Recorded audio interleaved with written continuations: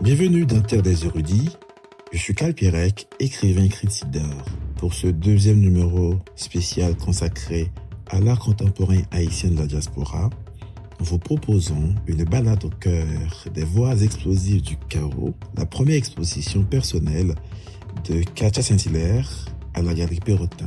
Une expo qui ne cherche ni à séduire ni à divertir, mais à retenir le regard, à suspendre la fuite, à convoquer la mémoire. Terre des érudits. Terre des érudits, le podcast de l'Institut français en Haïti.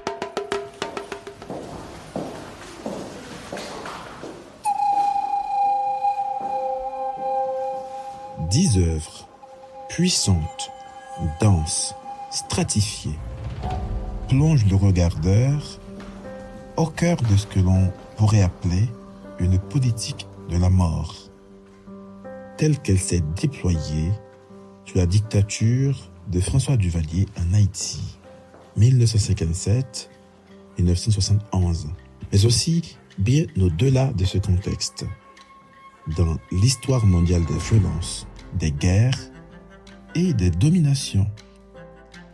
Ce que propose Katia Saint-Hilaire n'est pas une exposition à parcourir rapidement.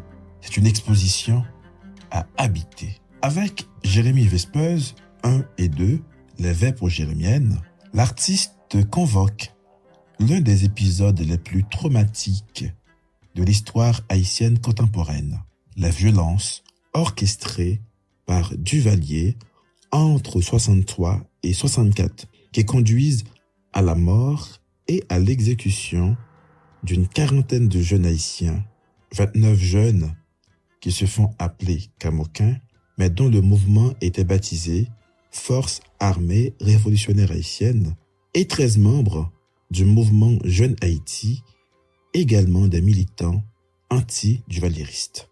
Ces jeunes, venus de la République dominicaine et de New York, rêvaient de renverser la dictature. Ils deviendront des martyrs de la liberté.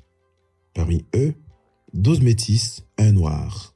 Dans une paranoïa nourrie par une idéologie noiriste instrumentalisée, Duvalier ordonne à Jérémie l'extermination de toutes les familles des 12 métis.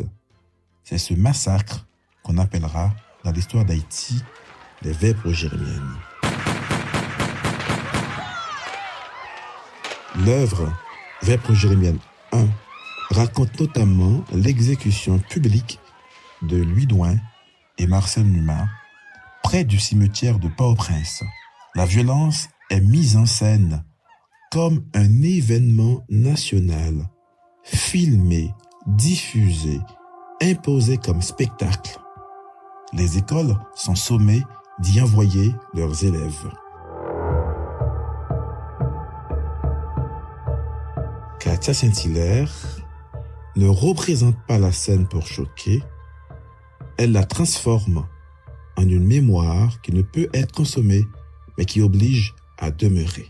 Avec Spiral Execution, l'artiste met en scène Cléon Barbeau, chef des Tontons Macoutes, bras droit de Duvalier, puis trahi et exécuté par le régime qui l'avait servi. Autour de cette figure, une rumeur circule. Barbeau aurait eu le pouvoir de se transformer en chien noir. Pour le capturer, Duvalier aurait ordonné l'exécution de tous les chiens noirs de la capitale et des zones avoisinantes. Vrai ou légendaire, cette histoire dit quelque chose d'essentiel. La dictature fonctionne aussi par le mythe, la peur, l'irrationnel. La spirale devient ici une forme mentale, une structure paranoïaque. Elle n'ouvre pas, elle enferme. Avec Bateau Spirale 1 et 2, l'artiste aborde l'une des premières grandes vagues migratoires haïtiennes sous les Duvaliers. Des hommes et des femmes quittent le pays sur des embarcations de fortune, malgré les tempêtes, la mer, la mort. Cette migration devient elle-même une tempête au sein des familles, une migration mortifère. Les œuvres Guantanamo Bay 1 et 2 prolongent ce récit. Elles montrent des Haïtiens capturés sur la base militaire américaine de Guantanamo lors de leur tentative de rejoindre les États-Unis. Rapatriés, parfois emprisonnés, certains préfèrent mourir plutôt que de revenir. Ici, la mer n'est plus une promesse. Elle est une frontière violente, une zone d'abandon. Avec Vitruvian Man Renan 1 et 2 et Renan Tontomacoute, l'artiste s'inspire du roman Mur à crever de Franck Etienne. Renan devient un homme de Vitruve, inversé. Non pas l'idéal humaniste de Léonard de Vinci, mais un corps emprisonné, torturé et épuisé.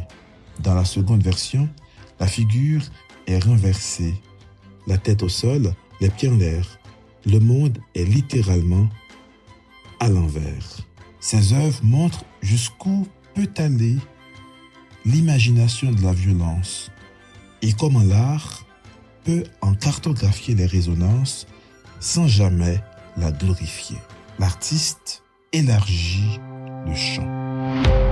Avec Vietnam Tunnel, les tunnels du Vietnam, elle évoque la violence des envahisseurs américains pendant la guerre du Vietnam.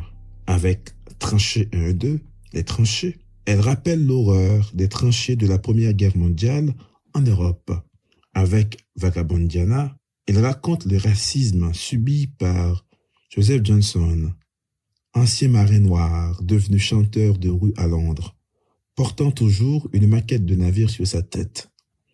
Cette œuvre dialogue avec une pièce sans titre, un autoportrait de l'artiste, enfant d'immigrés aux États-Unis, elle aussi confrontée au racisme dans un monde capitaliste et impérialiste.